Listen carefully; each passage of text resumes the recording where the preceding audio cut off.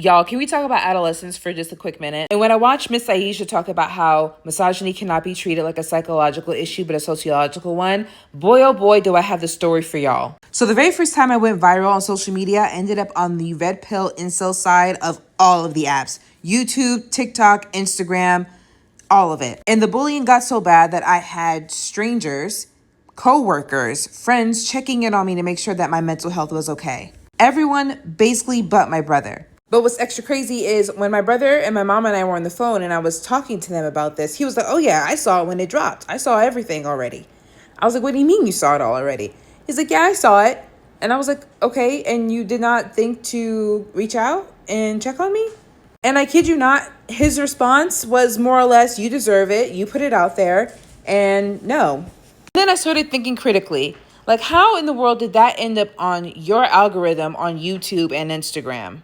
Understanding there's a level of truth to that when you post on the internet, you're going to be perceived. However, when the world attacks you or attacks your sibling, regardless of how you feel about them, if you're raised with an iota of loyalty, you know to close ranks and check on your sibling. How in the world did he disassociate from seeing these men attack me in the comment section, telling me to unalive myself, and not realize that it was his sister that they were talking about? So I took it upon myself to shun him from that point on. And my mom didn't get it right away, bless her heart, because, she's a boomer and that's her son. However, you have to think, how did this end up on his timeline to begin with? My brother is a grown man when all of this happened, and he lives a somewhat isolated lifestyle. No, I did not take pity on him and think that me further isolating him was going to make him worse. Instead, I had the backing of my other sister. And this is what Miss Aisha was talking about. You have to show these men that there are consequences to their actions, because the only people that they're worried about impressing are other men. They're afraid of other men, not necessarily women. When I tell you I did not call this man, I was on my deathbed. I had a major surgery and I still did not want him anywhere near me. I did not care to have a conversation with him, didn't want to talk to him.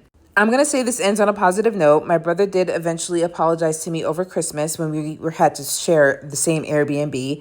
He pretty much told me that he stopped consuming content like this, no longer shares those beliefs, and understood that it was very harmful and hurtful, and that he was pretty much a shite brother at the time. Vowed to do better and just gave me a very heartfelt and deep apology. So we're on the amends, but just so you know, you really cannot allow these men any grace.